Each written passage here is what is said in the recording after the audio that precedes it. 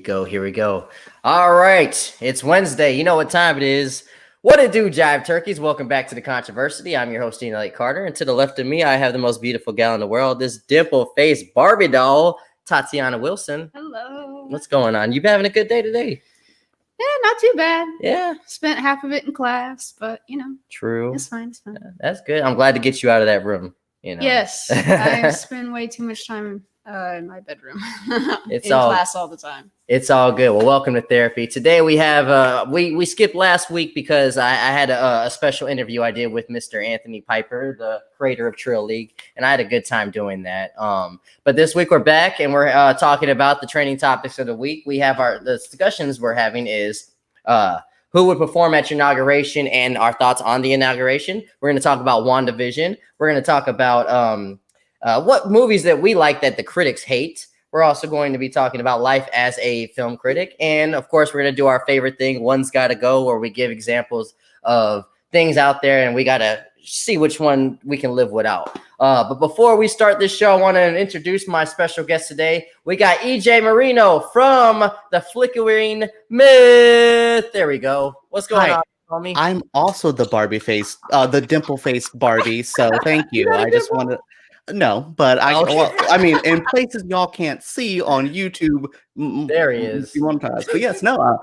Thank you for having me on. I am so excited to talk about these topics. You got me with some of these. Oh, for sure. And it's been a long time coming to do this collaboration. Me and EJ collaborated before, but like every time I'm trying to get him on the live, he is just, oh, I'm sorry, I'm stuck in traffic. Oh, I'm in Australia. Oh, I'm busy underneath the sewer with some Ninja Turtles. He's just always busy. I do like to hang out in the sewers with Ninja Turtles. That is a common thing for me on Wednesdays specifically. Yes. Well, I'm glad we can get you away from Michelangelo, and thank you for coming through, King of the Hill. Yes, we do have a new background. I spent some money on some lighting in the background, and we got some cool things. Got some props just in case someone in the chat want to pop off. We got a lesson teacher right there. I can watch that video every day. It's so nice. It's refreshing. We need more. That's the 2021 energy. That's the energy of the year. It was the first time Toddy had one of those drinks too. Like after watching the video like 30 times, you're like, I wonder what they taste like. Awful. Yeah. I mean, I would take. They're like White Claw bad. Yeah, I hate White Claw. They're worse than White Claw. They're worse. Just like grossly flavored water. Yeah, that's true. That's all. I mean, and I'm not a fan of it, but I would rather have it than that. Well, if you drink it or not, it's for somebody's face that pops off and says the N-word. I mean, he obviously didn't drink it. So yeah, the other guy did.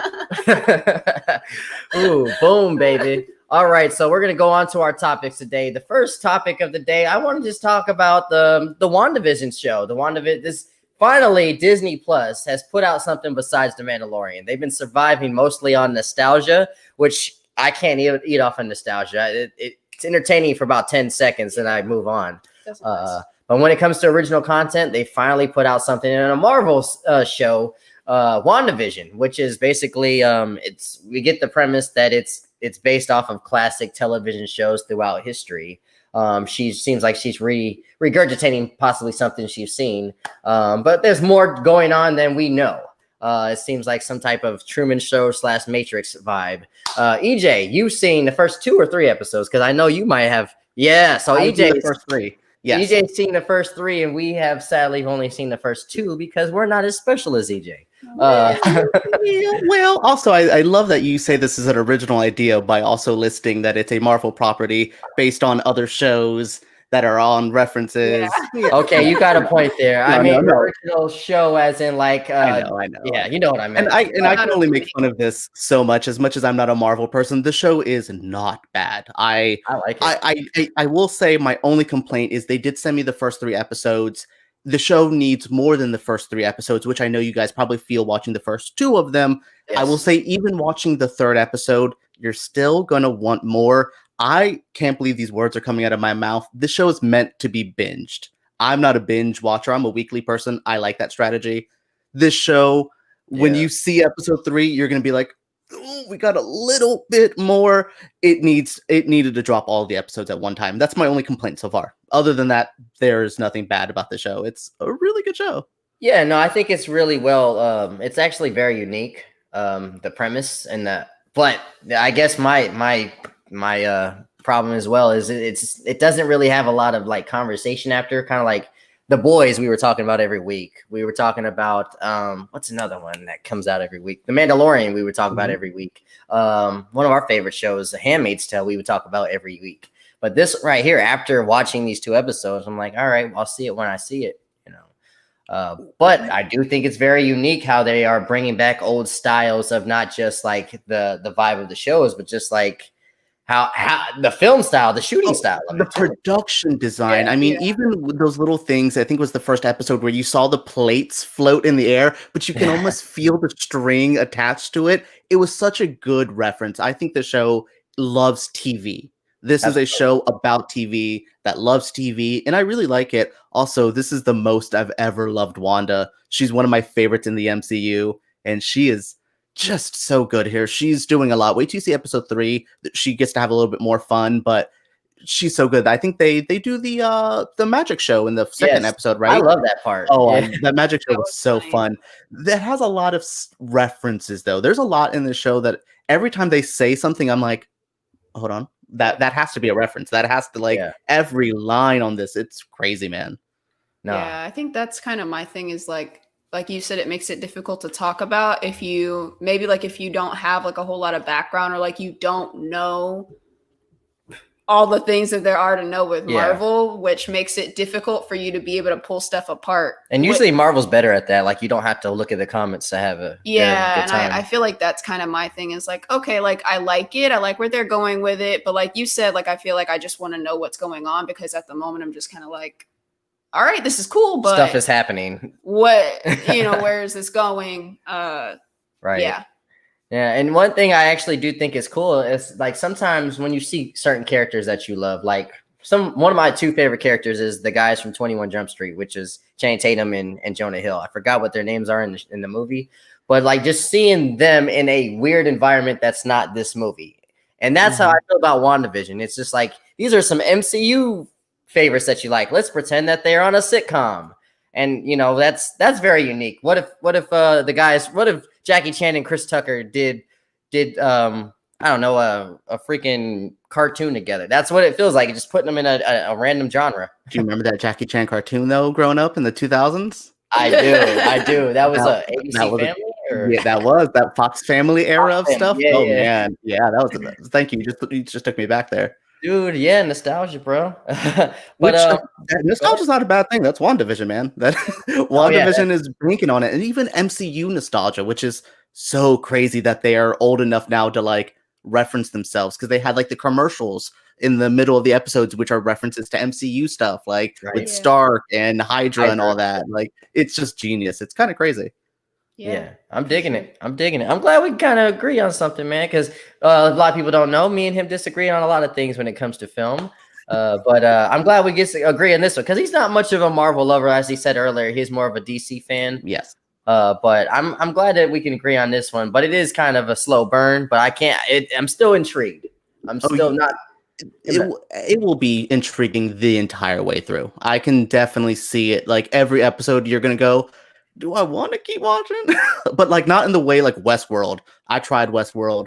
I would walk away from an episode just angry. Like that meant nothing. Westworld gave me anxiety like a motherfucker. I don't think that's why I watch it. WandaVision still feels fun, but there is a level of paranoia, and I do like that. Like there is the episode where the beekeeper guy and that one weird scene, like stuff like that. Which there's so many theories of like how much control does Wanda have in this? It feels like she doesn't have control, but it feels like she can control.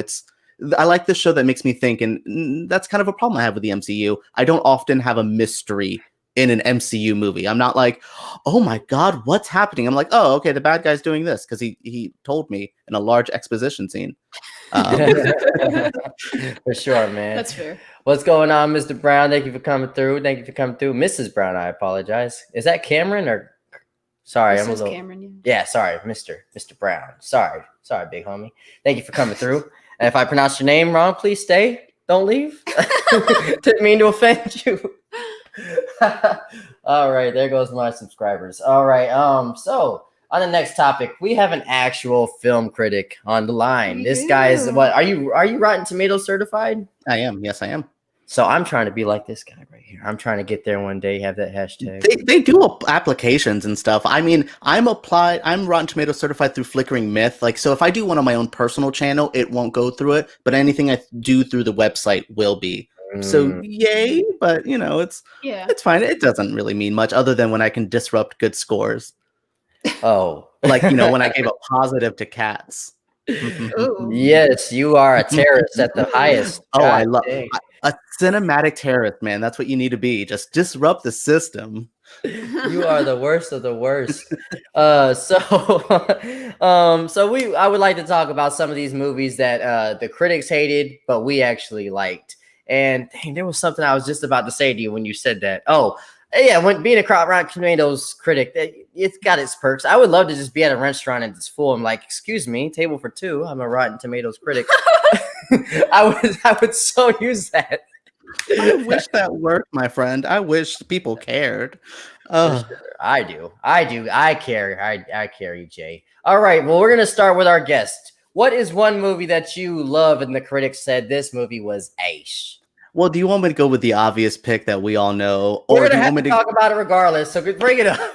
So, I mean, I will quickly say, actually, I think these are only a year apart. One of them is Mother, which is Mother. A movie I had a blasty blast with. Everyone hated it. It was too weird. Critics not like that? Yeah, I think it was mixed. I think it was pretty mixed. People talking about the brutality of the film, and the baby part. Yeah, the baby part. Ooh, the baby part. But I had a blast with that movie. But that's one of the few times a movie's made for me that gets slipped in through the mainstream. Where I'm like, oh, like that, or like The Lighthouse, where I was like, who's this made for? Just DJ. Thank you very much. But no, the big one is Batman v Superman, which is a movie the critics trash. I mean, which is a little different though, because the audience has mostly hated it as well. It does have a very passionate fan base though, that was vocal from the beginning. I mean, not even the full Snyder bros that are into the Snyder cut and all that. I mean, there's a passionate just Batman v Superman fan base, which is so unique about that movie, which I think there's some merit to that. I think that's says something about the movie that there is a passionate fan base of just that. Because I like Zack Snyder, but I'm not like a Snyder bro. I like him, but not like I like his visuals. I just don't think he's good at like ending a story. He's good at starting one. He needs a writer. He needs a better writer. Chris Terrio and that is not doing it. But I think Zack Snyder with a good script could really do some really good work. Because Dawn of the Dead, everyone likes because James Gunn wrote that movie. that helped that movie a lot with James Gunn's writing it. I'm not even a big James Gunn fan, but yeah. So I think Batman v Superman is the one. It was also my first major press screening. I had little ones before that, but walking into the world of press, being like, I love this movie. Oh no, everyone hates it, which made me angry. That was my supervillain origin story. That's when I decided. That's me. I'm gonna keep the shenanigans going. I'm gonna hate every movie that everybody likes. I remember like Wonder Woman the other day. I was trashing. I was like, I hate this movie. He's like, well, it wasn't that bad. I was like, shut up, BJ. I mean, I was part of the early Wonder Woman reaction on Rotten Tomatoes. I was the approved ones that gave it the nice score, and you saw that hit. It just got dug deeper. Yeah. I will admit I was a little blinded by the beauty of it. I would lower my score maybe even a little bit now. I still like the movie. I can understand the flaws, especially when people say it's not 80s enough. That's not my complaint. Definitely far from my complaint. They could just... I didn't even need it to be. Oh, I don't want to trigger you with that movie again. I'm sorry. No, I had a stroke over here. She's like... It just didn't make sense. No, it's a messy movie, but... Jeff Johns hiring him is a bad problem, and we shouldn't be doing that anymore. I want to talk about though real quick before we move on to ours. But like when you said that you just do this, it sounds like you're catfishing these people. But I wanted to know what about Batman vs Superman? Did you actually fall in love with it and like to give it a good score? I'm a big DC fan forever and always. It's been since I was a little kid. Justice League the animated series, Batman Returns, hell, Batman and Robin. I was a kid when that movie came out. I thought it was great. Now it's a campy hot mess. But no, Batman v Superman it told a different side of DC. When people say Zack Snyder doesn't like or doesn't understand these characters, I always think that's wrong. I think he gets the characters. I just think he does what he wants to do with them. He purposely changes them, not like I'm changing Superman because I don't understand Superman. I know what makes him work. We're just shifting him there. I thought it was a smart film about politics. I think there is a lot of intelligent stuff that talked about in there. If Superman was real, we would treat him like we did in that movie. Duh. Like, look at the way politics are now. We would do exactly what we did to Superman. We would probably be worse. We would be worse. And I think that movie is even more hopeful than where we were. And so I think it's really smart. I think the Batman story is really good. It's messy. It's overly long. I don't really love the Doomsday battle, but it has that Wonder Woman intro, which is that. I mean, that fight is fun. I mean, I also think that movie's funnier than people give it credit for. There's a scene I always call out when Ben Affleck, he first sees Clark Kent, and Clark's like, "Oh, I work for the Daily Planet," and Bruce is like, "Do I own that one?" No, that's the other guy. I was like, this movie has they're shade. There was a little bit of sass in that movie. I think Lex Luthor, Jesse Eisenberg does his own thing, but I think he does something. Look, I think he does something. Especially that moment where he has Superman on his knees, and you realize that power isn't in strength; it's in emotion and heart. And he gets God in his moment in his hands to be able to crush him. I think that's a pretty good scene. Now, he's doing the absolute most at all times, and I want him to lay off the cocaine in that, but he's playing an Elon Musk character. I get it. Which I like too. I like the Elon Musk, the with the Facebook, the Zuckerbergy nature of his Lex. That to me would be Lex now.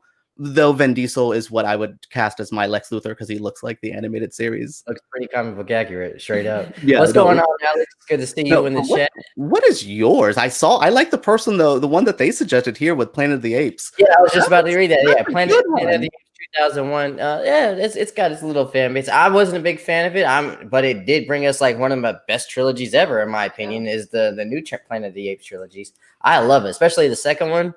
Oh man, you got apes on horses with freaking machine guns. It's crazy. That movie's dope. Yeah, I think the Tim Burton one's weird. The Mark Wahlberg wanting to hook up with the ape woman was very strange. But there's really good performances. I think Michael Clark Duncan's in that movie. Yeah, I think he eats that movie up. Yeah, I think that one's good. I don't like Mark Wahlberg though. So no, but I do think Michael Clark Duncan did a good job, especially like with his presence. Do you want to go first? You want me to go? You can go. All right, cool. I'll name my first one. Well, actually, I'm gonna name my list because I have a whole bunch and I don't want to dwell too much on it. Cloud Atlas to me is and that got a 66. That's not really the worst score ever, but like I feel like it should have been higher.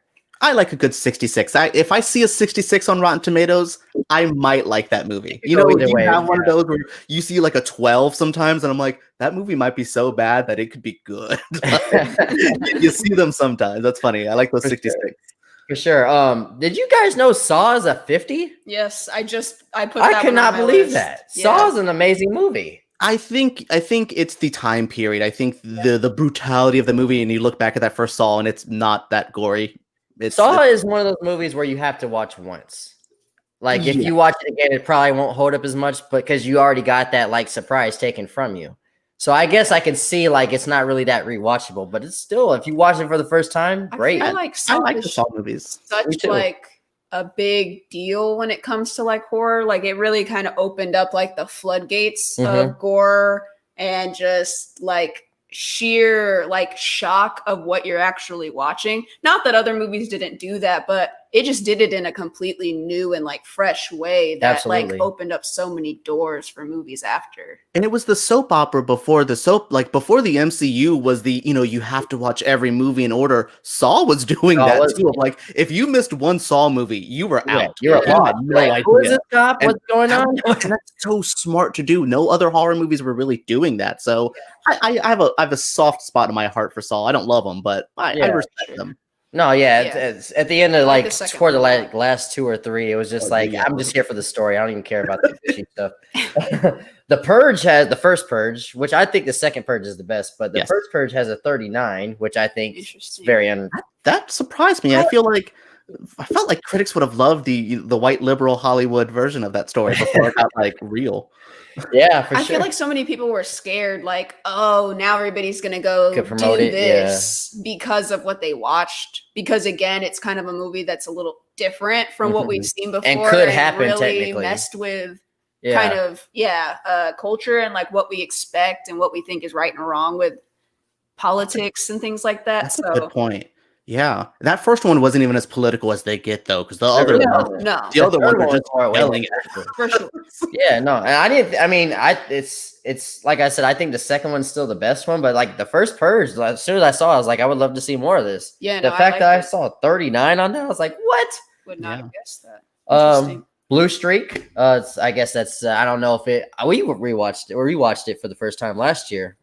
I still loved it. I still thought it was funny, but I mean, it might be just nostalgia for me. Like early 2000s, like black comedy wasn't going to survive well by critics. Like, oh no, it's not. It's not meant for the future. Sometimes with those movies, though, that I bet you if you add in more current reviews to that Blue Streak review, it would be nicer. Like, I bet, like if you added you guys' like re-review, which they do on Rotten Tomatoes, and that's helped movies. Like, I like Hocus Pocus. It has a really bad score on Rotten Tomatoes, but it's gone up on Rotten Tomatoes because people are like, I'm watching it in 2020 and I like it. So Rotten Tomatoes can be saved sometimes. Where like something like Blue Streak, like we need more retro reviews. That will help us. The movie is so nostalgic. I just Hocus can't imagine not liking it. Yeah, like, I've always loved it. Got a little bit of a bias, I see. Yeah. Here's one. I don't know if it's just because I'm a father or because I loved it as a kid, but Daddy Daycare. That has a 27. I didn't think, what's his name? Eddie Murphy's hit or miss when it comes to like his later stuff. But I think this one was not. It had heart. I liked it. I'm gonna check. You remember Are You There? Are We There Yet? I liked Are We There Yet? Let me see if that has a low score too, because we might be on to something. 12% on Rotten Tomatoes. Oh my God. Are we there yet? Okay, Are We There Yet is not that bad. I like hot take. Ice Cube as an actor, I kind of like him because I love the 21 and 22 Jump Street movies. He's so good in them. But he's had one of my favorite scenes of all time, like comedy scenes, is him, Channing Tatum, and what's the name? Jonah Hill. When he finds out that he slept with his daughter, that is the funniest scene, one of the funniest scenes in movie history. I love that scene. Crying, laughing. Wow. But no, Are We There Yet? 12%. So I can't believe that. And it's not. I didn't like the second one, to tell you the truth. No, but that and Daddy Daycare, I thought were just fine, fun, easy little comedies. That's insane. They are wrong for that. That was not that bad. That's like low. Like that's lower than I thought. It's not only not bad, it's rewatchable. I've watched it again. Here's one that I'm not surprised, but I love anyway, is Big Daddy. A lot of Adam Sandler movies are just purposely not going to be big, but I feel Big Daddy is one of his top tier ones. Yeah, it's like a serious movie, as serious as Scuba Steve, could be. But like, I like that movie. I like a lot of '90s Adam Sandler. Once he hit like the 2000s, I don't know what happened, but Big Daddy was like right on the edge of like 99, 2000. Like it was still good. Yeah, no, he was just he was phoning in like, toward the end of his career. Like, I think he's trying again after, of course, Uncut Gems. I mean, he might try again. That was good. That was very good. But no, I think Daddy Daycare, of course, a lot of his other ones that everybody loves, like Billy Madison, Happy Gilmore, like those are classics to us. But critics, like, in a logic's term, like, what is this guy making fart noises for? This is ridiculous. But we think it's funny because we're immature. I don't know. And my last one would be when we talked about off air was Beach Bum, which got a 56. And I thought that was a slept on movie in 2019. Really good movie. Yes, that director Harmony Korine is infamous for that. He has movies that people don't really like. There's a movie he wrote, Kids, that is a crazily shocking movie from the 90s. And people were pissed at it. So Beach Bum is less pissy people off, but it's a weird movie. I live in Florida, though. I see that guy like walking down the street. That was a documentary. We're telling you that. I was like, I know so many of these guys. Yep. Yeah. So Toddy, if you're a Floridian, you're like, oh, okay. Oh yeah, he was Florida man in this person. This is made for Floridians to be able to understand and relate to. All right, Toddy. So what's yours? So one of my favorite comedies, probably my favorite comedy, is Rush Hour 2. and it Classic. only has a 52%. I remember people not liking it as much. I think that one has it's a sequel problem of like kind of like The Hangover 2, where people are like, even if The Hangover 2 is not as bad, I think a lot of critics, I remember really just being like, but I like Rush Hour 2 more than I like that, and 1 about the same, actually. I think, yeah. So I think she likes 2 more than 1. I think I'm with you. It's about the same to me. I think we can both all agree that 1 and 2 are better than 3. Definitely. I forget there's a 3. Like I forget there's a 3rd Mummy movie. Yeah, I don't think we talked about 3. Yeah, The Mummy 3 is definitely, man, talk about a nostalgic movie right there. The Mummy 1 and 2. I love that first Mummy movie. That was my thing. I loved that movie. Yeah, I bet you love some Brendan Fraser too. Oh, I do. I like him. I miss him. He ain't looking so good nowadays, No. but He was like a thing back then, though. For sure. Ooh. So another one, definitely. I can see why this is bad, and nostalgic. I can, but I feel like it's one that like so many people really just do enjoy and have fun with. Little Rascals only has a 23%. And the 1994 Little Rascals, not the oldness, but yeah.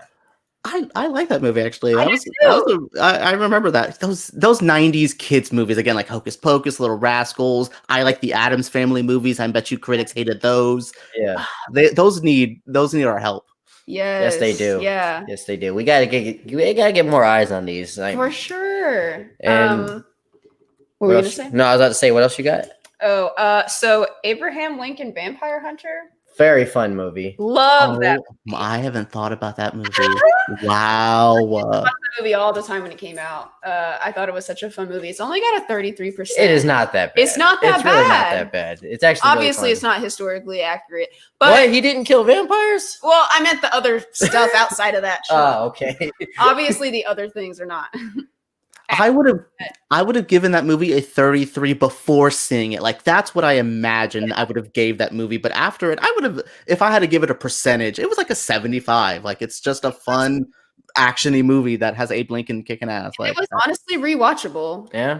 It's just so fun. Like, I don't feel like it's like, oh, like it's taking out the shock of anything. Like, it's just What you just said too, like a lot of people probably prejudging it because of the premise and stuff like that. I felt like that was kind of the issue with like maybe Zombieland. A lot of people hated it before they saw it. I don't say that's fair to do, but sometimes you see a trailer. Like, I think Sonic had that problem too. A lot of people bashed Sonic, and I didn't like it. I watched Sonic twice now. I liked it way more the second time, and I came around to it. And I thought it was pretty cute. But I think you see that movie and you're like, and then you watch it and you end up liking it, which is fair. I think that happens to sometimes. Well, yeah, especially video game movies. They don't have the best track record. So yeah, I think it's fair to judge a book by its cover in movies. Like, I think it's, if you give me a trailer and it doesn't look bad, you can't be shocked when we're like, oh, I don't know if I want to see this. I dig it. All right, what's your next one? Vacation. And that's one we both liked, and I don't think a lot of people liked it. Remember that one with Ed Helms, like the remake of Vacation? I remember the Chris Hemsworth scene. Yes. Yes. I bet you. I was like, wait, what movie? Oh, that movie. I do. Yes. Remember that scene where he was in the bathtub with his, or the jacuzzi with his kid? He's all like, hey, maybe your dad will give you a good night rim job or something like that. So I thought that movie was hilarious. I thought it was a really funny movie. Can I have one that you said that made me think of that? I just had to check. I love We're the Millers. I love We're the Millers too. It is a 48% on Rotten Tomatoes. Oh, bullshit. That's I like the Vacation's only 27%. Oh, see, I would. Damn, that sucks. But yeah, see, I like these comedy movies, but critics don't like. I don't want to say stupid comedy in a bad way, but those kind of comedy movies, unless it's an Austin Powers, it's hard to get critics behind it, which I do love Austin Powers. So remember this movie that came out in 2019, the Shaft movie, the one with the other Shafts? Yes. I actually liked it. Ooh. The critics did not. That was one of my least favorite movies of that year. Man, I was crying laughing. I don't know why. I don't know why it was so funny to me. I don't know if I was just under the influence or something, but it was funny as hell. It only got a 34. Yeah, there was some jokes pointed at a certain community that was persistent through the movie that I was just like, okay, we get it. We get it. It felt like a 90s movie in a lot of ways, which is good and bad. I love an old school throwback. The movie just felt like a 90s movie. I was like, ooh, some of these jokes don't feel like, I don't want to say very 2020 or something, but I'm just like, ooh, you know, when you watch those movies from 80s and 90s, you're like, ooh, that is a joke I was not expecting in this movie. Like we would get away with that now. Yeah. But Shaft I can see that criticism. I get that. You got any more, Boo? Yeah. So, Extremely Wicked, Shockingly Evil, and Vile, which was the movie with Zac Efron and I think Lily Collins about Ted Bundy that came out. He killed that. Great movie.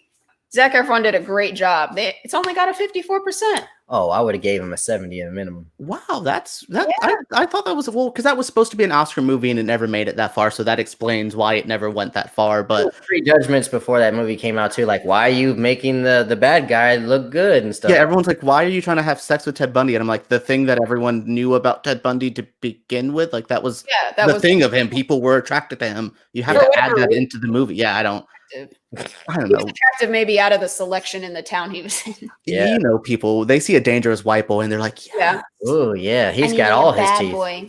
Ooh. Yeah. You got any more, Boo? So I really liked the movie Columbiana with Zoe Saldana that came out a while back. Yeah. Only a 27%.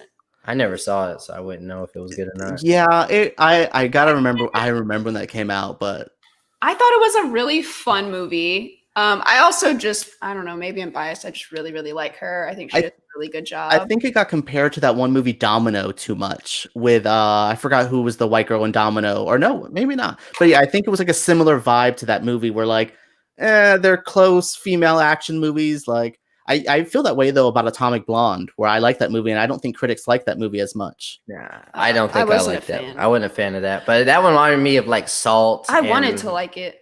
Really bad. Remember Salt, and then you remember that one with Scarlett Johansson when she got like all her senses. I forgot what that Lucy. Was. That was a weird movie. I like that one too. I liked it too. Yeah. You got any more, Boo? What was that one she did like a couple years, like 2 years ago, maybe? Scarlett? Yeah. Oh, Into the Shell or something like that, or the Under Her Skin? Under the Skin, yeah. That was really good reviews, though. I wasn't bringing it up just for that. When you said Scarlet, it just made me think of that weird alien movie, yeah, right? Yeah. Yeah. Looks very like interesting movie. So I think this is one of my friends, right? He agrees with you. It's a really good movie. Yeah. It's fun. Cool. All right, we got any more? That's it for me. He probably has more because he only did one. Yeah, he only did one. Well, I did like We're the Millers and stuff like that. Again, most of my movies that I like are pretty hated by fans. I'm a big slasher movie fan. People don't really like that. I remember, again, Mother was my big one. I don't know how people felt about like Midsommar. I really liked Midsommar as well. Midsommar was a good one. I won't ever watch it again, but it is a good one. God, I have so much back here. Oh, you know what I really like that no one liked? The Death Note movie on Netflix. I didn't hate it. Never watched it. I didn't hate it. I remember everyone hating it. They were like, this isn't the Death Note anime. And I'm like, that's my favorite anime. I would tell you if I hated it. I didn't hate it. I'll be right back, bro. Yeah, no problem. But yeah, I'm trying to look. I have so many movies. But do you remember the Power Rangers movie that just came out a couple years ago? Yeah, I didn't actually watch it. I think he did, though. I remember really liking that film, and a lot of people were bashing it. And I'm like, I was raised on Power Rangers. We would be the generation to like be hard on that movie. Right.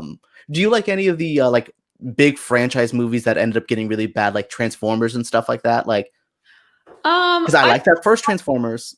Yeah, I stopped watching Transformers after about the second one. Yeah, smart. That like, I think I'm good. I think I get the point. But well, that was my big thing. Same thing with the stuff like Pirates of the Caribbean, which that first one was good. Yeah. Then critics just started hating those movies as they went on, and I kind of agreed on that. I think they got bad. What number are they on now? Well, they did the Bumblebee one. No, Pirates of the Caribbean. Oh, Pirates of the Caribbean. Yeah. Oh, after the second one, I just kind of checked out. Like the first two are great. I didn't really like the ones after that. Yeah, but those were ones that I was asking her if those were franchise movies that first one started off so good and people loved, and they just kind of petered off a little bit. And that happens every now and then. I think Harry Potter was saved from that. Harry Potter was lucky that it didn't have that problem. I would argue that the Pirates of the Caribbean movies is the reason the MCU is very successful. Like when it comes to like that humor mixed with seriousness and stuff like that, you can tell they kind of borrowed a little bit from that. I feel like one thing about like Harry Potter compared to like Pirates of the Caribbean or like other franchises is, I mean, obviously the Harry Potter movies were good, but it's also they already had an audience that was going to back it anyway. Yeah. Kind of like with Twilight. Everyone's going to go, Twilight sucked. Why did we like Twilight? But it's because there was an audience for it. You know, Twilight is, I'll add that to my list. I like that first Twilight movie. That first Twilight movie, the rest of them get banana cuckoo pants. And that first movie, I think is like never watched. That first Twilight, I think is a pretty decent movie. It's kind of cringy sometimes. If you go back and watch it now, you're like, ugh. Like, but I think it has good cinematography. I think like the acting, other than the two main actors, aren't good, but the rest of the actors are fine. But you know the scene where like that everybody knows, where she walks in and he like smells her and he does that weird like reaction to it. That's kind of how I think a lot of people feel going back and rewatching it. Well, shoot, I got two more real quick before we move on. Remember Van Helsing with Hugh Jackman? I liked that movie a lot. The CG's a little messy though. Well, what is it? 2004. Yeah. So that's a 24 on Rotten Tomatoes. I actually thought it was really good. I mean, that was me as a kid though. So I've not rewatched it as a 31-year-old, but you know, I enjoyed it. But 24. And the last one that I just thought of actually was damn it, and I just forgot it. Shit, I forgot it. Well, that's gone. It was one that I know that a lot of people hated. Dadgummit, what was it? If it comes back to me, it comes back to me. We'll move on though. Do you have any more before we move on though? I like Spider-Man 3 by Sam Raimi. I don't think it's that bad. I think it has too many villains, obviously, but I think if you just take out Venom, it's not a bad movie. Okay, I can agree with that. I think that's it's fine. I like it more than the Amazing Spider-Man 2. Getting a little I would agree with you. I would agree with that one. Oh, I remember now. The Lone Ranger. Remember that one with Johnny Depp? That a lot of people. Yeah. So of course he was. What's it called? Oh, that's the Lone Survivor. Of course, there was some controversy with Johnny Depp playing a Native American and stuff like that. But I didn't think it was the worst movie ever, and this got a 30%. Yeah, I never saw it. I can't judge it, but hey, it has Armie Hammer in it, and it's a cannibal. So at least he didn't eat people in that movie. Can we please talk about Armie Hammer wanting to eat people's toes and shit? Because that was actually real. Because I thought, well, he says they're not real text messages or Instagram messages. I had seen them. I had seen them. So that's not him just being like weird white boy like sex play. That was. I think it is. But again, it makes me like, you know, that little Metal Gear Solid like dink noise. That's what I feel when I hear. I'm like, ooh, okay, American Psycho. I've seen that movie before. I just assumed he was a weirdo, but like just him just being straight up, yeah, girl, and I'll eat you. Like, oh, you're gonna eat me? No, I'll physically eat you. No, I want your foot in my mouth. Oh shit! Did you like this movie? I never watched. Oh, I did watch it. I did like it. Prince of Persia. The Sands of Time, the Disney movie. Yeah, the only one I don't like thing about that is his wig is bad. It's definitely bad. I'm looking at it right now. It's terrible. No.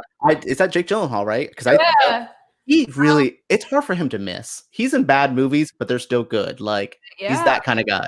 But that one only has a 37%. Video game movie. That bias. We cracked that earlier. For sure. Yeah. All right, you guys ready for the game? One's got to go. The favorite part of the show where we give examples of things that we can't live with and can't live without. So are we going like around? Let's start with EJ. We'll go with me and then we'll go to you. All right. Good. EJ, give us our first one's gotta go. Oh, okay. Oh, we talked about comedies earlier. So let's talk about this. Let's talk about some big trifecta franchises we're gonna have to get rid of. So how many do you want me to give you? Like 3? Yeah, 3's fine. All right, so let's do, since you like them, the 21 Jump Street franchise, the Rush Hour franchise. Ooh. Or what else do you like? What's another good comedy franchise? Ooh, Men in Black, because there are actually more good movies in that one than bad ones. That is true. I think Men in Black is 2 out of 3, and so is and so is Rush Hour, in my opinion. So yeah, and there's two good. Yeah, those are the two good ones there. So yes, go on. 21 Jump Street staying. That's for me. I don't know about you. It's probably gonna have to be Men in Black. Honestly, Men in Black's probably gonna have to go. Even though it's got a great place in my heart. Just bounce with me. I love that shit. But nah, it's gotta be Men in Black. The third one's actually a really good movie. It doesn't get enough credit. Yeah, that second one's just bad. Yeah, and that newer one was bad. No, I didn't even think about that one. I wasn't even on that shit. Forgot. I had to turn that one off. It was so bad. Yeah, I was gonna say, I didn't finish it. So what's yours, Boo? It's probably gonna have to be Men in Black. Probably gonna have to be Men in Black. Yeah, I think so. Hey man, I like Men in Black too. Why'd you make me do that? They're just not as rewatchable. They're really not. No. And is that your answer too, or? No, but I would probably, shockingly enough, get rid of Rush Hour. Not my type of comedy. And I think this is a weird opinion, but if we get rid of them, I think movies would go on. I think Men in Black really changed a lot. I think 21 Jump Street is a newer brand. I don't know. Rush Hour's not my favorite. If I could keep just Rush Hour 1, maybe. Okay. This sick of weed, man. Okay, so Ricky Pretty as fuck says 21 Jump Street gotta go. So everybody has different opinions on this one. Yeah, it was between Men in Black and 21 Jump Street because of what he said. I was like, but they're older. They kind of set pace, All of these guys though have great chemistry with each other. Yeah, those are just good comedy duos there, which is hard to like really perfect like that. Right. Oh, yeah. Absolutely. All right. Well, I'll go to my first one. All right. So this is one that's hard for me, but probably won't be as hard for you guys, especially you, because I know you didn't watch it as much as I did as a kid. Okay. So this is rest in peace, John Witherspoon, but this is his iconic characters. One's got to go. Pops from the Wayne Brothers, Willie Jones from the Friday series, or Granddad from the Boondocks. One's got to go. Oh, I can get rid of mine. So, Pops. Sorry, like the Waynes. I know the Waynes brothers. Just if I look at it, I look at what's iconic, like Friday, and then Boondocks. Like that's one of the best shows to ever exist in the history of existence. Thanks. I can't. Where the Waynes brothers show, like I like their movies more than I like their show. Honestly, I love the Wayne Brothers show. It's one of my favorite shows growing up. It might be my bias of just my mom went to work and I was stuck at the house and I got to watch shows I wasn't supposed to. But I thought the character of Pops was funnier than the Wayne Brothers, in my opinion. Just how he was this goofy old man with his butterfly collar talking about having sex all the time. But it's crazy. This is the same person doing the same jokes, but they're actually very different characters. Pops is sexually driven, like I just said. Willie Jones is just trying to eat and have, do good for his family, and Granddad's just an angry old man. So I love how kind of they're different, but they're all actually kind of the same. What would be your choice? I'm gonna have to agree with him and say Pops, but I just didn't really watch the Wayne Brothers, so that's an automatic out kind of for me. Okay. I know that's easier for some people. I probably am actually going to say the same, but it's not as easy for me. It was actually between him and Willie from the Friday series. Yeah, I think he's not the best part of the Friday movies, absolutely but not. I wouldn't change anyone in the Friday movies. The crackhead that's in the background of a shot, they have to stay there. Everyone's good in that movie. So classic. All right, but what's your one's got to go? Okay, so I saw a post on Facebook earlier where someone said Moe's is better than Chipotle, hands down. And I was like, I'm sorry, what? So Moe's or Chipotle? Oh, Moe's. Sorry. Chipotle don't know how to season their food. That's white people's version of Spanish food. Taco Bell puts more adobo on their food than goddamn Chipotle does. So sorry. You're Moe's. Yeah, I'm a Moe's person. I just feel like they have a little bit more seasoning to it, and that's what I want.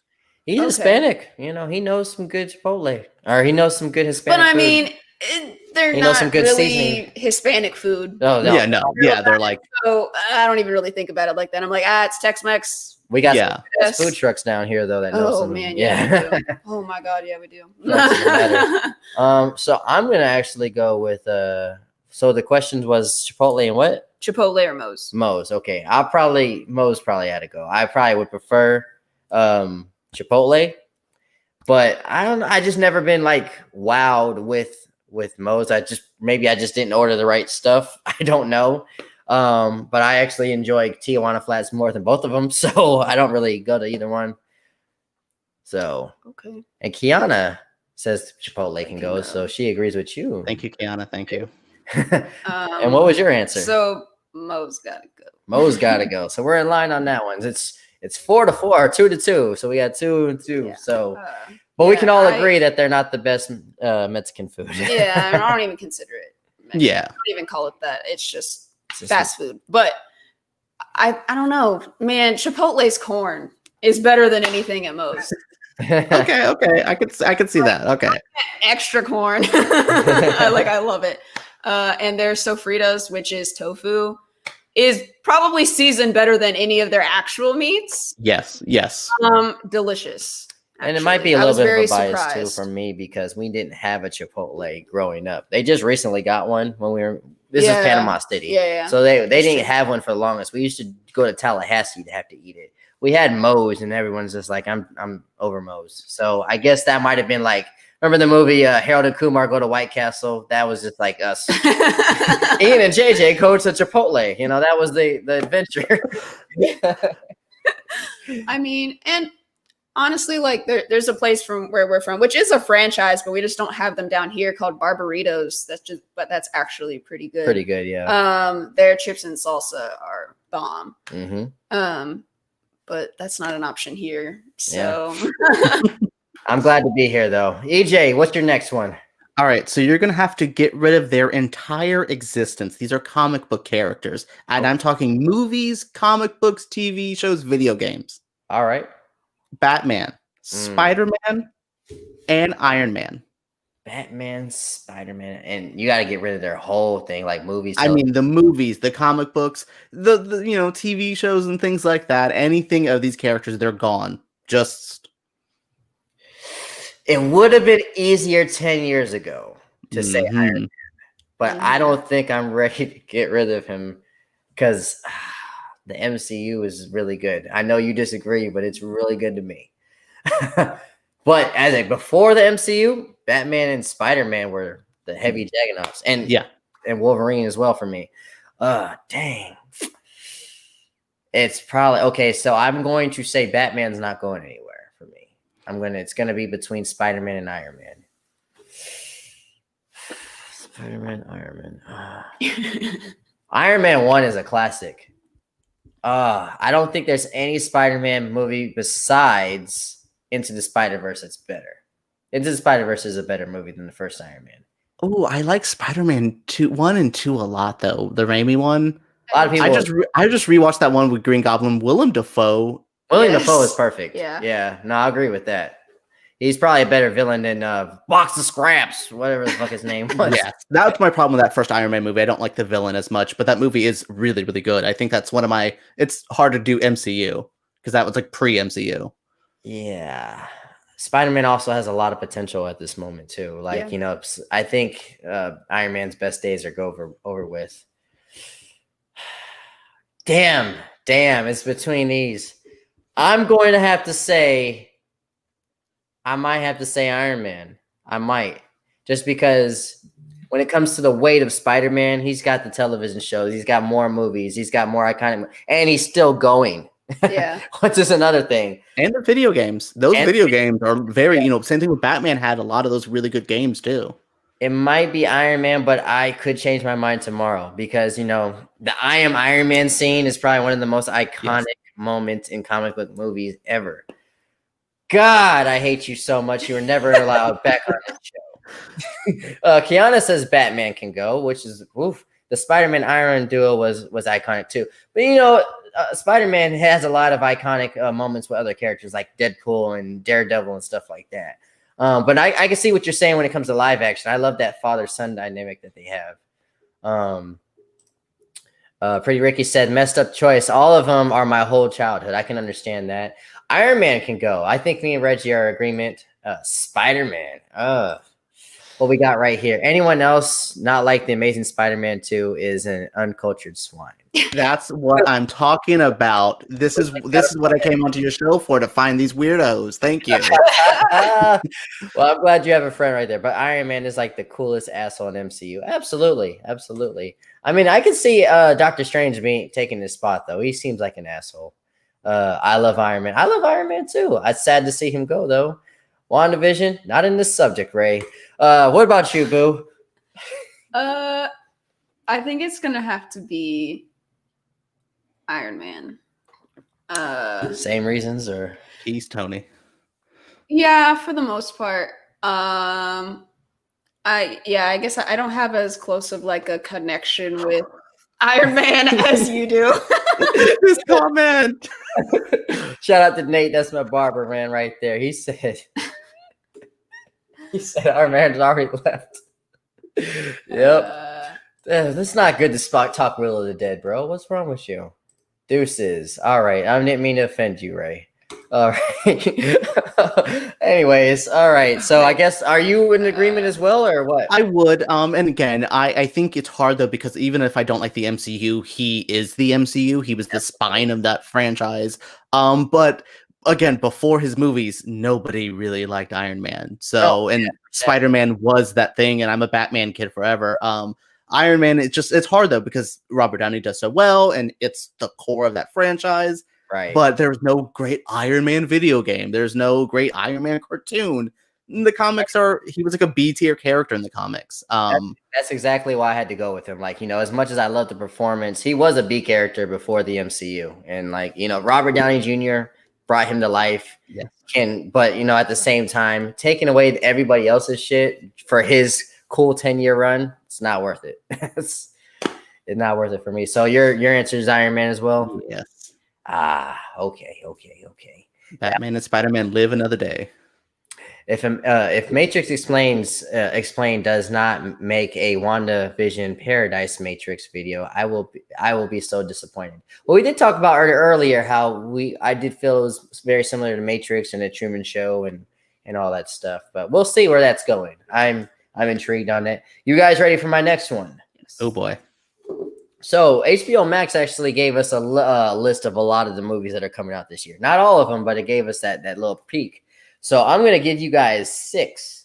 And He just mentioned Matrix, and I believe that's going to be one of my lists. All right. I can tell you before you list them off who I'm getting rid of. Can't wait. Let's go. Here we go. So this is only 5 of the movies from this list, not all of them. So Mortal Kombat, Godzilla vs. Kong, The Suicide Squad, Matrix 4, or Space Jam 2. One's got to go out of those 5. Ooh, you didn't list mine. Mortal Kombat, Godzilla, The Suicide Squad, Matrix 4, and Space Jam 2. We'll start with you this time.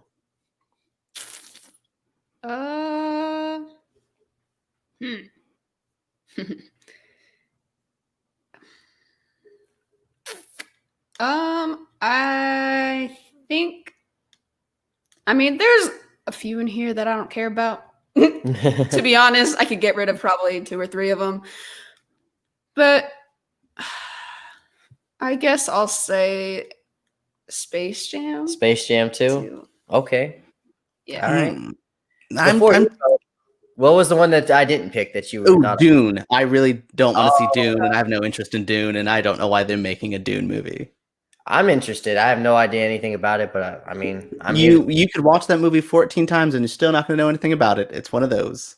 So real quick before you answer here the questions again: Mortal Kombat, Godzilla vs. Kong, The Suicide Squad, Matrix 4, and Space Jam 2. What's your choice, big homie? I'm torn in between the Suicide Squad and Matrix 4. I don't like James Gunn. I don't want him to do this movie. But it's a DC movie, so I would never do that. The Matrix 4 doesn't need to exist. I don't know why they're doing it. I like the Matrix. I don't want to say it was wrapped up perfectly. Those movies are weird. Those last 2 movies.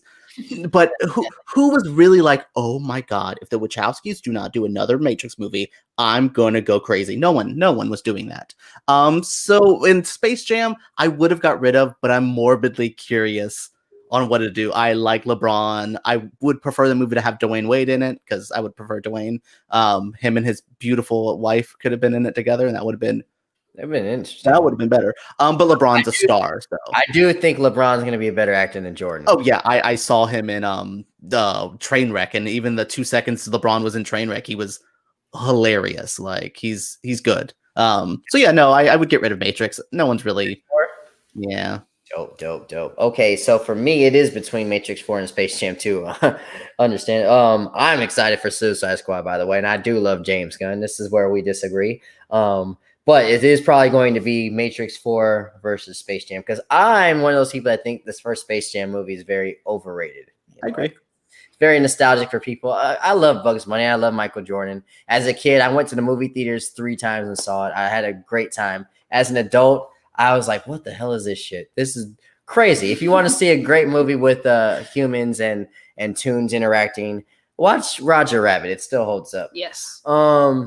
But my pick might have to be Space Jam 2. But I am going to agree with like basically everything you said about Matrix 4. I do agree with a lot of things you said. I actually loved the first one and wasn't a big fan of 2 and 3. 2 had some good moments. Yeah, I was like, 2's fine. 3 had a cool like Dragon Ball fight at the end, but other than that, it was very like everywhere. So yeah.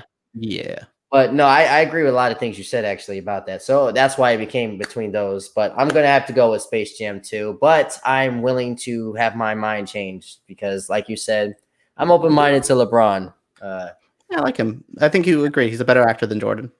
For sure. Also, a lot of those sitcoms and soap operas influenced the classic Silver Age Marvel Comics art style. Absolutely. And I think WandaVision is based off of, I forgot what the comic was, but they did look like they were looking like from the 40s and 30s.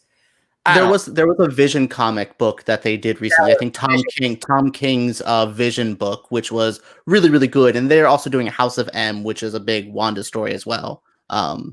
Again, I don't like Marvel, I swear.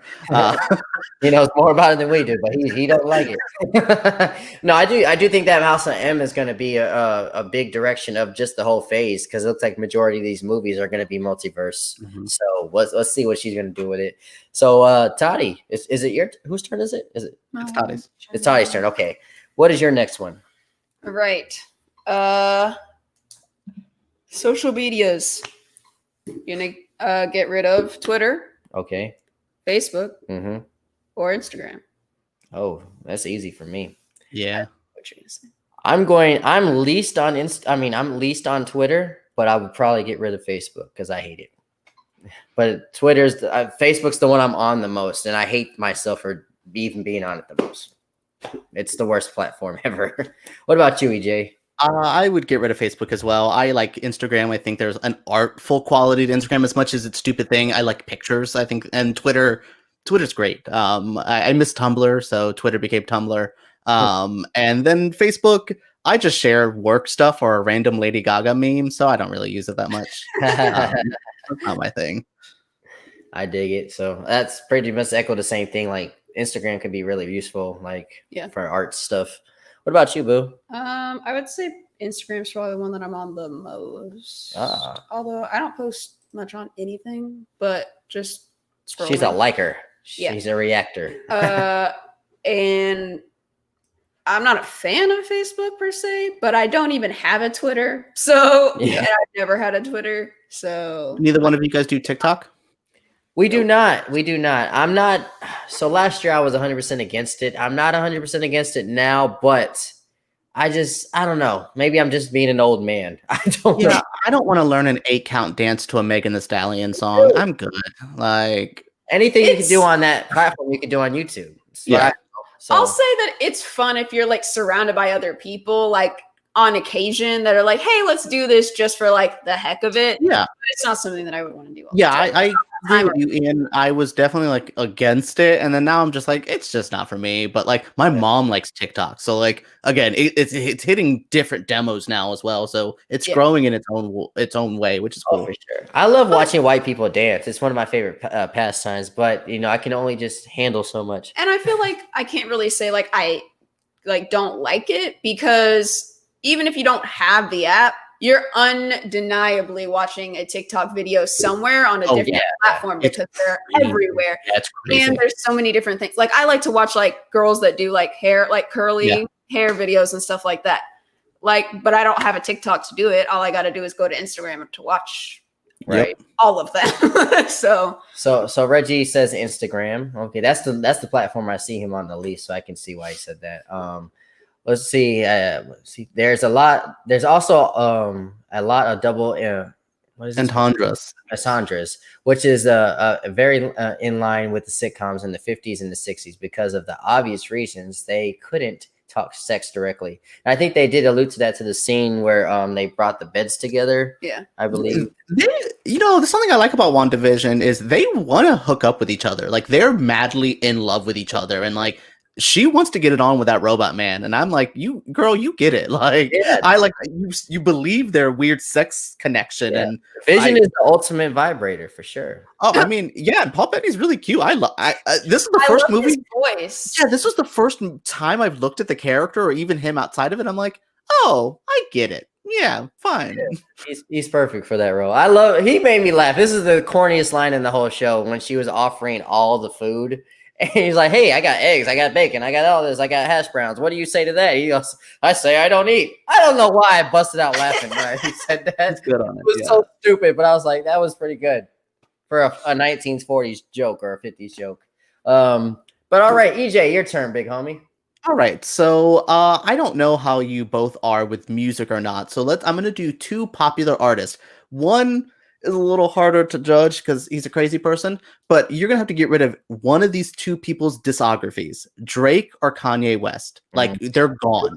They're similar in energy and vibe. So take out Kanye as Kanye. Yeah. Look at him just from college dropout to Jesus, maybe yay. I don't know. We love Kanye. We love Kanye as an artist in this house. I love him.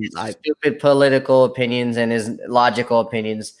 We still bump my darkest twisted fantasy up in here. We don't. Slavery was not a choice. Kiss my ass on that one, but everything else. He's a musical. Speaking of that album, I just re-listened to "The Devil in a New Dress" and like, beautiful. What a song! Like, what a song! Oh, Rick Ross's verse. Oh, sorry. Oh, yeah. No, and to Drake's point too. Like, I just had a conversation with a friend about how he is probably one of the best artists ever. We can talk about how he might not write everything, but when it comes to making a hit, he's up there with Prince and Michael. Seriously. Yeah, I mean, at the end of the day, a lot of people don't write. That is true too. Elton John is one of the most popular musicians of history and has never wrote a song in his life. So I believe it. That just happens for some people. Yeah. That's actually a good question. Drake or Kanye, everything gotta go. They both have good ones. And then I would have to get rid of Forever because one of them's in that song. Yeah. That song's so good. What's crazy is I think that Kanye had the best verse in that song too. Yeah, because once Eminem starts talking about macadamia nuts, I tune the hell out. I'm good. And Lil Wayne with his "Life's a Roller Coaster" getting pardoned by that orange man, I'm good. Ugh. Yeah, Wayne had the weakest verse in that one, but I might have to go with Drake. But it wasn't easy as you think. I think just because I think Kanye just has better overall albums. There are some songs I prefer from Drake over Kanye though, but as a collective of an album project, I think Kanye still has better ones. Even though "Take Care" is one of my favorite albums of all time too. But I think Kanye just has more consistency with classics. Take Care is so good. Make Me Proud. Oh my God. I'm a Thank Me Later person as well. So I definitely, I get you. Marvin's Room. Marvin's a good one. Yeah. Drunk exes. I've texted to that song. Oh, that movie started. Oh, Practice got me twerking my ass. Everything on that album is just amazing. So what's your answer? This is the hardest one thus far for me personally. Yeah, because I got Ian with that Iron Man, Spider-Man, Batman one. That was not a good one. Yeah, that was a soul-crushing one right there. I just want to read this real quick while you answer. For instance, the Glamour and the Illusion were a D-list superhero musician couple who were friends with Scarlet Witch and the Vision in the comics. Was that alluding to the magic show that I think that's what even they kind of present themselves as. Okay. That's what their names were. Gotcha. Like I didn't even remember that. They're like stage names. I didn't even remember that. Yeah. Good well, I watched it earlier. But at the same time, it's a reference to Wanda putting herself under the glam to cope with Vision's death. And I think that's actually what's going on. I think there's more to it than that. That's too, everyone's figured that out yet. Yeah. I think it's too obvious. Everyone said, oh, it's her doing it. There's someone, I think it's Mephisto, who is like the devil of the MCU or the Marvel universe. Right. Mephisto is usually like a Ghost Rider villain. I think he's manipulating some stuff. For sure. They talk about the devil a lot on the show. They do. Over the top talk about. Yeah, and that one Agnes lady, we've never seen her husband. I think that's who her husband is. I think that's who her husband is. And I've only seen episode 3. They don't talk about this in episode 3, so I'm not spoiling anything. The fact that she keeps bringing this dude up, though, he's got something of importance. No, and I definitely think it is probably some manipulation of her insecurities because she's had a terrible life. Her family's died in front of her. Her brother died in front of her. Her lover of life died in front of her. Like, she just like this. I just want to be in peace. Leave me the fuck alone. Yeah. So what was your answer, Boo? Don't think that we forgot. Okay, so I think I'm gonna have to get rid of Kanye. Wow. Okay. It's a hard one. That was a hard one. Yeah. Even though there's a lot of songs by him I really do love, and he is a musical genius. That's where it stops. I think at the end of the day, I feel like I listen probably more to some of Drake's stuff. He's out there more than Kanye is at the moment. Yeah. Yeah. Then I probably listen to Kanye. I mean, in general, Drake has had more radio songs than Kanye has. Monster was maybe the only song on My Beautiful Dark Twisted Fantasy that was a single. Like, that Kanye is not a radio artist. What was on Yeezus that was on the radio? Yeah, they ain't putting Black Skinhead on. I love that song, though. I love that song. God. Jesus, that's my favorite Kanye album. I was a big 808s fan because I was a sad boy, and 808s stabbed me, man. Like RoboCop, and even like Life of Pablo starting to stick on me. I never thought it was as good as people said it was, but like that one right there, it gets better with time. Yes. So. I would get rid of Drake. Kanye is him and Gaga are my 2 favorite artists, which they almost went on tour together. Then he did the Taylor Swift thing and they canceled it. But what the fuck, man? I know. That could have been epic too. Those 2, but they also said they were clashing egos because those are both 2 like, I want a giant fish. Well, I want a giant, those 2 are gonna yell at everything. Right. I forgot. Yeah, I think I threw out ABC and then you said Fox, so I think we were both wrong on that one. But we do definitely remember the show. All right, EJ, are you ready to cry? Because I got one for that ass. Yeah. All right. One's got to go. Wrestling, drag shows, or YouTubing, or just YouTube in general. Anything that has something to do with YouTube. Either you on the platform or you watching stuff. Oh, YouTube's gone. YouTube is gone. Yeah, no. Drag is an art and has been around for the dawn of time. It's like, I mean, I've talked about it before. Drag to me wasn't even gay dudes dressing up. It was like Big Mama's house and stuff like that. That was Mrs. Doubtfire's drag. like that's awesome. And wrestling is my life. Like wrestling's my thing. It was what I grew up with. And I love YouTube. I watch more YouTube than I feel like I watch TV shows nowadays. So I love the kill counts. I watch so much on YouTube. That's like my life, but I could watch movies. When we say wrestling, are we talking like wrestling, like entertainment wrestling? Yes. No, I'm not talking like high school wrestling, which I wanted to do as a kid. I really wanted to be a wrestling, but like they were going to make fun of me. Hey, it's not for everybody. It wasn't for me either. So I mean, this was more one directed at him because I knew that those were his bread and butters. Obviously, we've only been to one drag show, which I had a time of my life, by the way. It was a great time. Oh yeah. YouTube's not going anywhere for me, but it would probably be I mean, like I said, this is more of a. I'm not a big fan of wrestling, so it would honestly be between those. I probably would go wrestling, honestly, and I know that breaks your heart, but it's also crazy how much wrestling has influenced normal pop culture as well. I mean, we wouldn't have Dwayne Johnson if it wasn't for wrestling. Like, you know who Stone Cold Steve Austin is. Like, that's actually a good point. It might have now that you said that. And I don't support Hulk Hogan because he's a racist piece of poop. But like again, Hogan, everyone knows the name Hulk Hogan. You can never see wrestling in your life, and you know who The Rock and Hogan are. It's mind blowing. Mm-hmm. No, actually, I think I'm about to change it to drag just because of that point that you made. Because Dwayne The Rock Johnson's just amazing person. Dave Bautista's doing his thing right now, of course. I forget Bautista's he's a good actor as well. Like I think. His 2 seconds in Blade Runner was like, oh, you're acting. Yeah. But yeah, no, I think you just sold me on changing my mind on that just because of like where it goes, I guess. And there's one movie that people probably didn't like with what's that dude's name? Austin 316, Steve Austin. Remember that movie he did where they were stuck on an island? They had to like fight to death. The Condemned. I like that movie. Yeah, fine. I like that concept. I don't love the Hunt movie, but like I love the idea of like people hunting themselves and they have to like try to get out of it. I think that's a good premise. I wish we could do that more without like it being cliched or anything. For sure.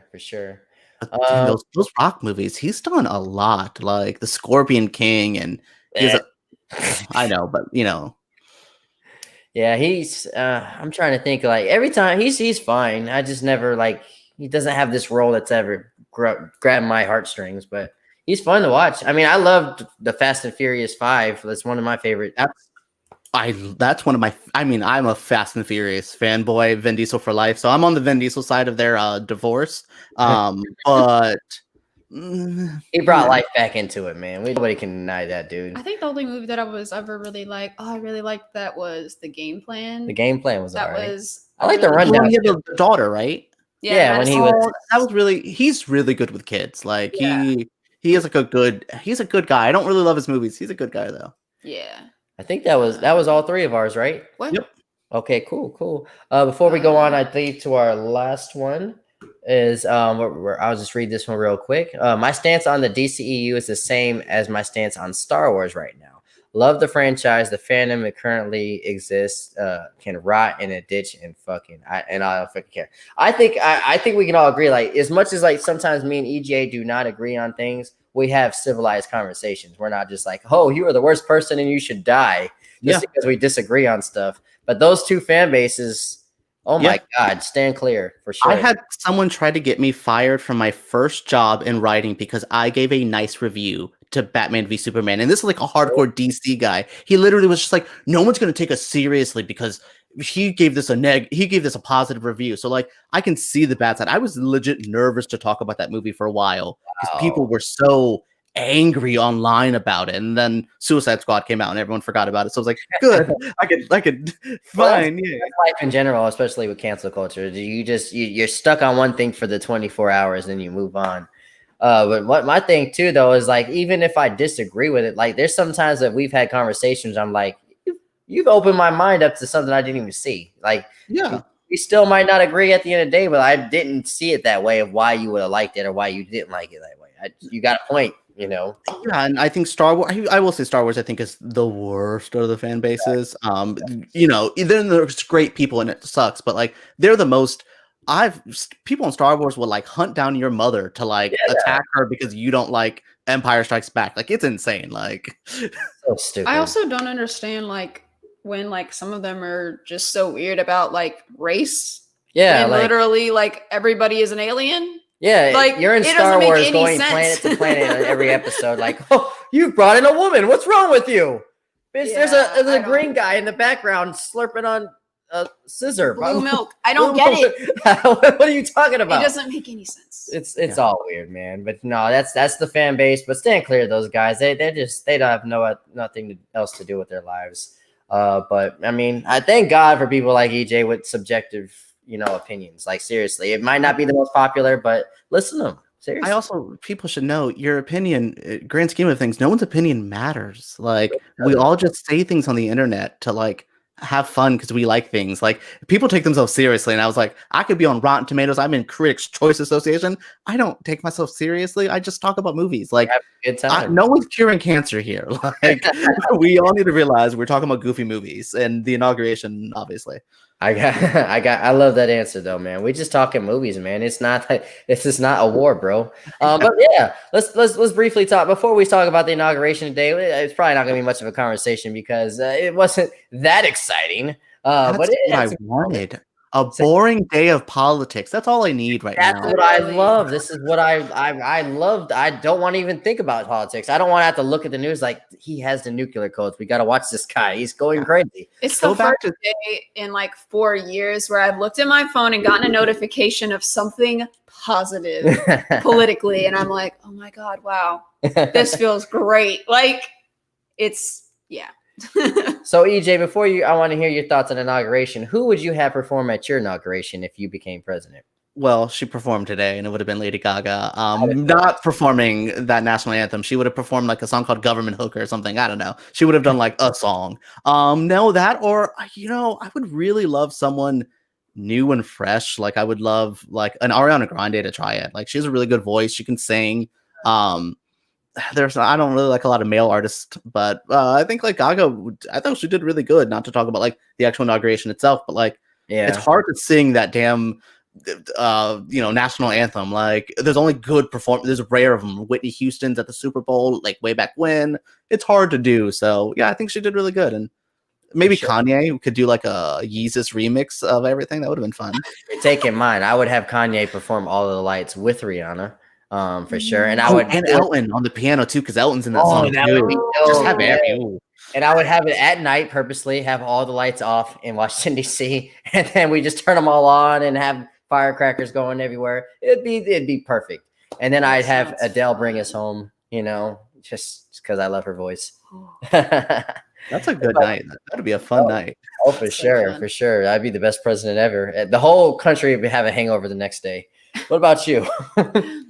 I'm glad you said Rihanna. Rihanna is like one of my favorite singers, especially like just like recently. I know she hasn't done like a ton in the last like couple of years because we're waiting for that album, Rihanna. Oh, sweet. But Auntie was amazing and made me just like fall in love with her even more. So she's probly gonna have to be. So Rihanna have to be there. Yeah. She can do Pawn the Replay. That'd be great. Umbrella. Hey.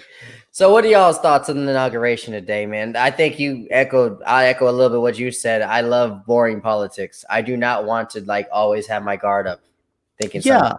I would prefer them to go back to screwing me behind my back instead of in front of me. Fine. That's great. I don't particularly have like a lot of positive views on the people elected. But that's fine. I can get really gay real quick. Everyone's fashion was on. Yes.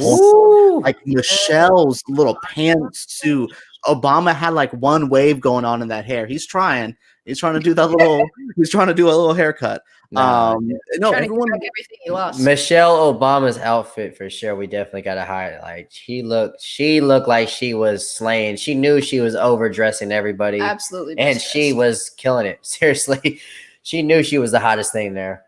Oh, Bernie Sanders' little mittens were nice. Oh my gosh, he did not try at all. Well, because he's supposed to be president. He's just like, I've ran this motherfucker like 4 times and nobody elects me. Fuck y'all. He looks like a old man. He probably was asleep. He's very old. He is very old. And I thought Gaga did really good. J-Lo, not so much, but J-Lo's not a great singer. She's a great performer. I thought she did all right. She's fine. But I don't ever think J-Lo's going to woe me with her voice. Like, no, when she does like the performances at the Super Bowl with her and Shakira, that's why I'm here. But like, I'm not expecting her to like blow me away with her voice. You have to know whoever it was that escorted her was like smiling under his mask like the whole time. Oh yeah. Like he was probably so happy to get to be the person to walk her to and from like her spot. And I mean, her outfit wasn't like the coolest outfit there. No. But it was supposed to be, I guess, like a nod at what Kamala wore at like her acceptance speech, which was a nod at women's suffrage. So that's kind of cool. Dope. I didn't. She didn't wear a giant dove on her chest like my girl did, because I like Gaga, but I was like, with her midsummer ass haircut and her dove, she looked extra, which that's why you hired her. Like, yeah, for sure. She is extra. Yeah, like the girl that wore meat. But it's crazy because I've been a fan of her for a decade over that now. It's crazy that like she's been around that long. To think that little trashy gay icon was performing at the era. My favorite thing is she got to grab a golden mic in front of Mike Pence. And that's how we ended the Trump era.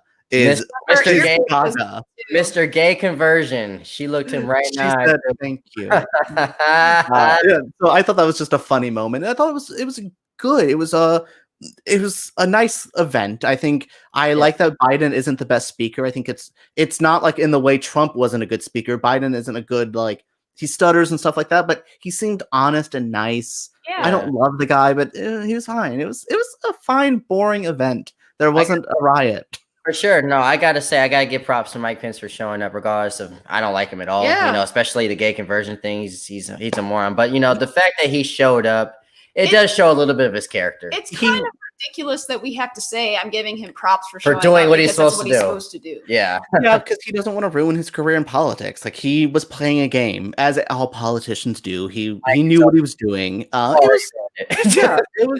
I mean, he'll do better than other people would. But no, it was a good, nice, boring day. Everyone looked nice. It was a good event. I kind of liked the aesthetic of it. And I thought, you know, we didn't need 1 billion people there. It was a nice, boring little day.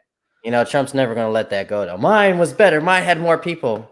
And not even talk about a pandemic going on. He'll just play more. Well, final thoughts, though. Like, what do you guys, how does this impact you having the first woman, person of color, as the vice president? This is a historic day. What are your guys' thoughts about this? How does this make you feel?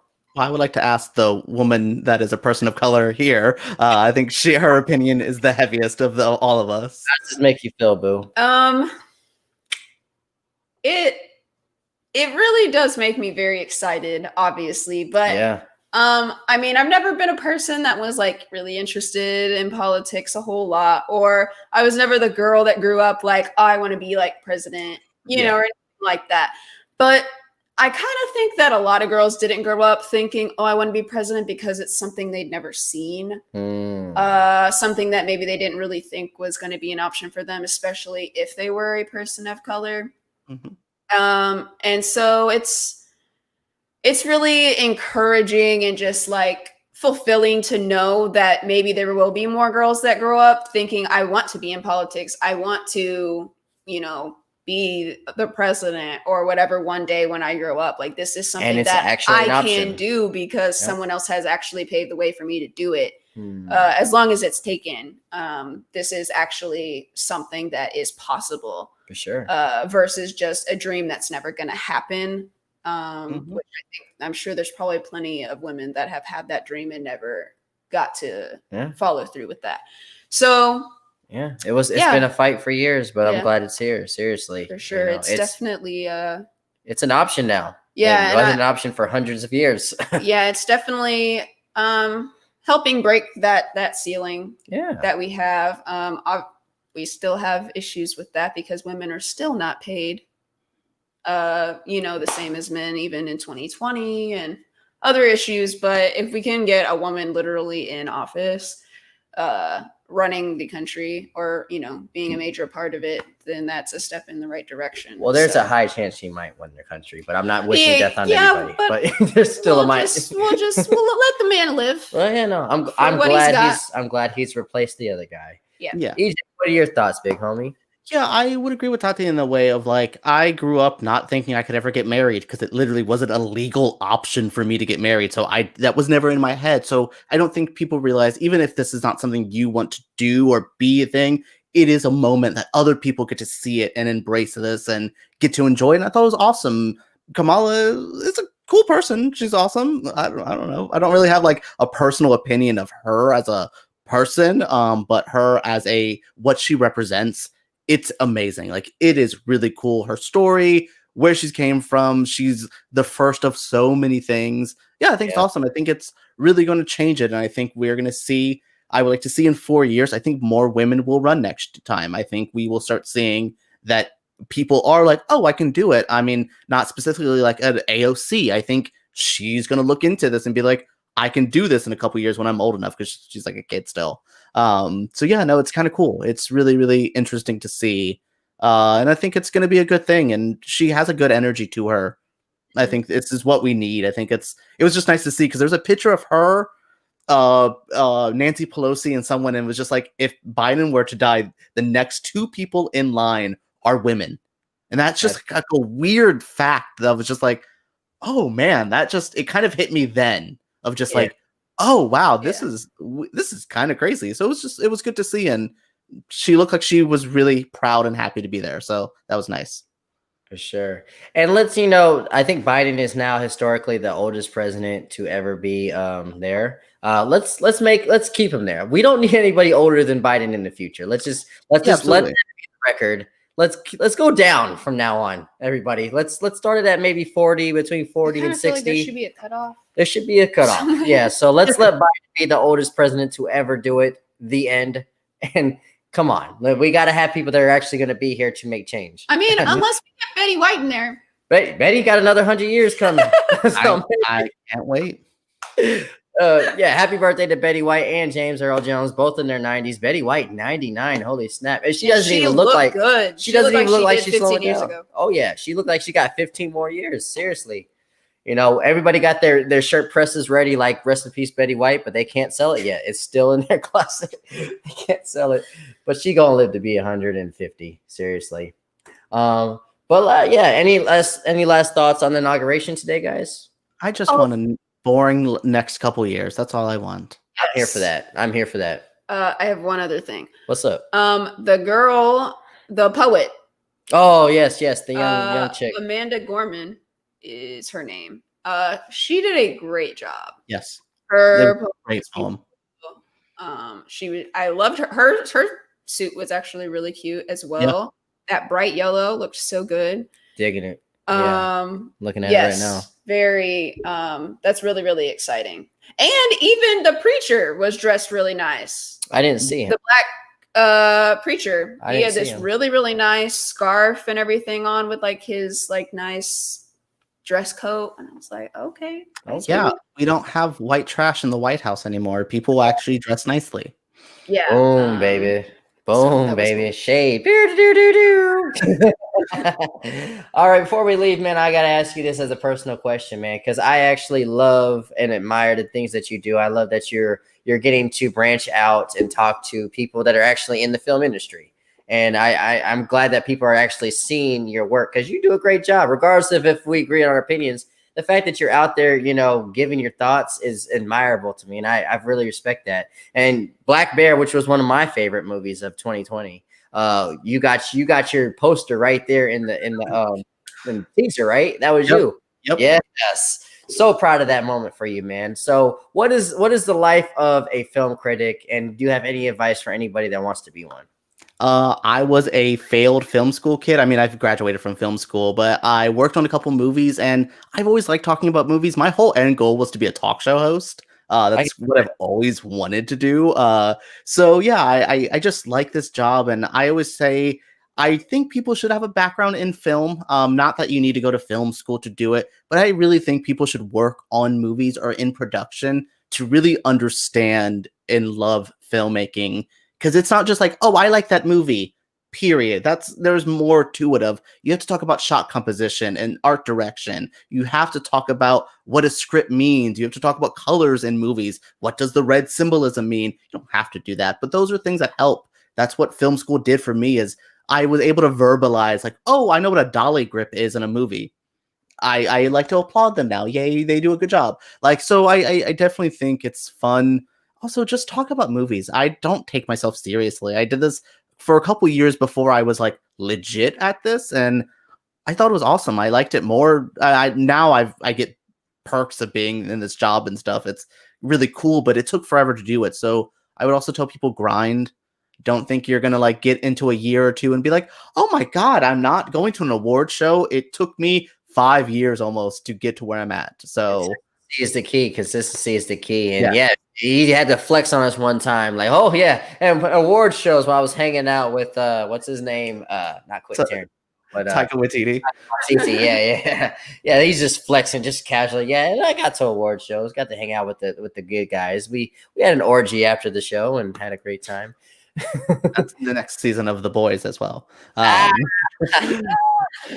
No, but it's very respectable what you do, man. Seriously, you might not think it for yourself personally, but me watching you, man, I'm just like, man, I want to get on that level. It's not like crazy big, but it's just like it's there to have a great time, man. And I admire you, bro. Seriously. Well, thank you. It means a lot. I mean, I can't believe like this last year I got to interview Spike Lee and M. Night Shyamalan. Like it's just weird what has fallen into my lap. But yeah, I always just tell people grind.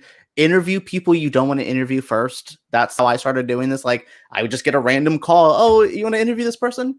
Yeah, actually I do. Start taking opportunities. Know your worth. Don't just do things for free just to do them. But sometimes you do. Sometimes you got to cut your teeth and just do boring BS. But it's awesome. It's fun. Just love talking about movies. Try not to be a negative movie person. I know you'll get way more views online if you're bashing a movie. It does nothing for nobody. You're not changing the world by saying The Last Jedi ruined your childhood.